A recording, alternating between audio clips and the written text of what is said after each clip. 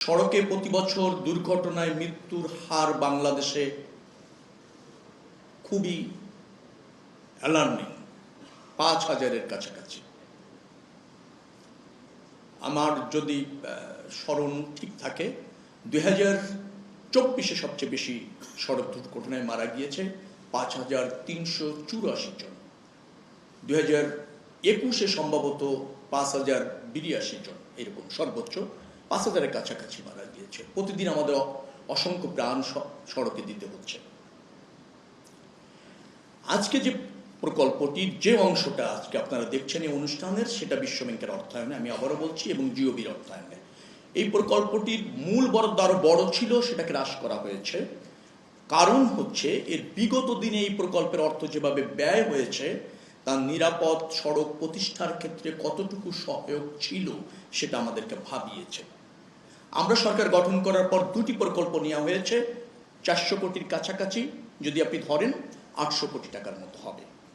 সেই প্রকল্পের অংশ হিসাবে আজকের এই উদ্যোগ এবং আয়োজন। 3টি মন্ত্রণালয় এখানে যুক্ত আছেন।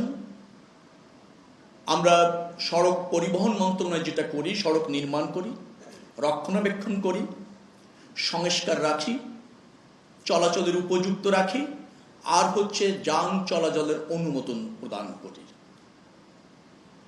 তিব্বত কদুর তেল চুলকে করে শক্ত আর মজবুত, ঠান্ডা মাথায় ভালোবাসার জয়। হাইওয়ে পুলিশ এখানে আছেন স্বরাষ্ট্র মন্ত্রণালয় থেকে। তারা সড়কের যানবাহন চলাচল ব্যবস্থাপনা করে।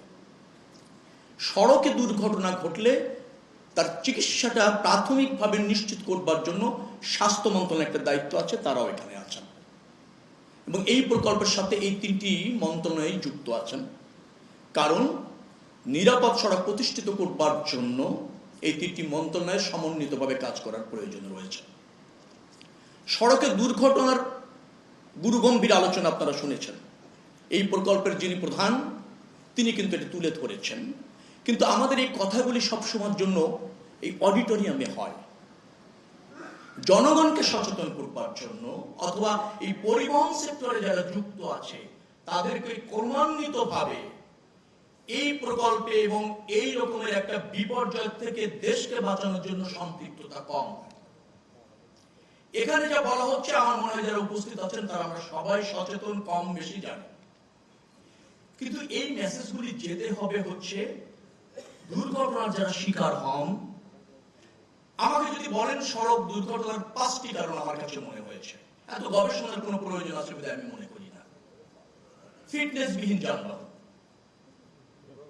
Fitness driver. ফিটনেসবিহীন কেন ড্রাইভার বললাম? তিনি হয়তো মেন্টালি ফিজিক্যালি ফিট আছেন কিনা, তিনি দক্ষ এবং যোগ্য কিনা। আমার জানা মতে অনেক ড্রাইভার বাংলাদেশে হয়েছেন, অধিকাংশ ড্রাইভার হয়েছেন পরিবহনে থাকতে থাকতে। একসময় হেল্পার ছিলেন, পর্যায়ক্রমে স্টিয়ারিং ধরতে ধরতে তিনি ড্রাইভার হয়ে গিয়েছেন। তিনি গাড়ি চালানো যা বোঝেন, হাইওয়েতে বা সড়কে কি বিধি মেনে, কি নিয়ম মেনে গাড়িটা চালাতে হয়, সেটা কতটুকু জানেন সেটা সন্দেহ আছে। কিন্তু এই প্রকল্পে তার প্রশিক্ষণের ব্যবস্থা করা হয়েছে। তাকে আবার শারীরিকভাবে ফিট কিনা সে ব্যাপারে এই প্রকল্পের মধ্যে আপনার কাজ রয়েছে, সেটা করা হচ্ছে। আরেকটা হচ্ছে জনসচেতনতার অভাব। আমরা যখন সড়ক পার হই, বাজার এলাকায়, আমাদের হাইওয়ের পাশে অনেক বাজার আছে, স্কুল আছে, কলেজ আছে, সাময়িক বাজারও আছে, আবার ধরেন একবার বিদ্যমান বাজার আছে।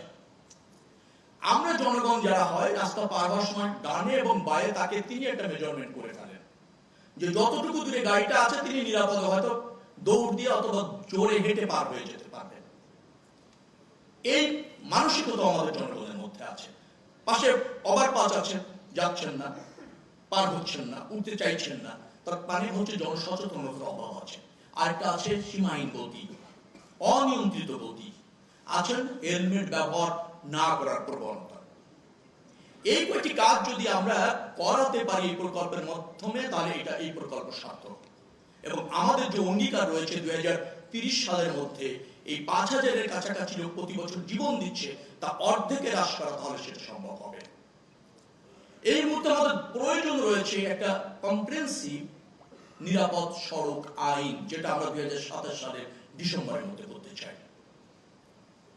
তো একই সাথে যদি ড্রাইভারদের প্রশিক্ষণ দেওয়া যায়, এর আগে আমরা যেটা নিশ্চিত করেছি, বিআরটিএ চেয়ারম্যান এখানে আছেন, যে বাসের বয়স আয়ুষ্কাল 20 বছর আমরা নির্ধারণ করেছি, ট্রাক 25 বছর এটা আমরা নির্ধারণ করেছি। আমরা ইতিমধ্যে স্ক্রাব এবং রিসাইক্লিং এর একটা নীতিমালা চূড়ান্ত করেছি, কার্যকর করতে চলেছি। আমরা ডাম্পিং স্টেশন করছি, ফিটনেস বিল গাড়ি সেখানে গিয়ে নিয়ে যেতে চাই এবং রিসাইক্লিং করতে চাই এবং স্ক্রাবিং এ নিয়ে যেতে চাই। এটা ছিল না এই সরকার।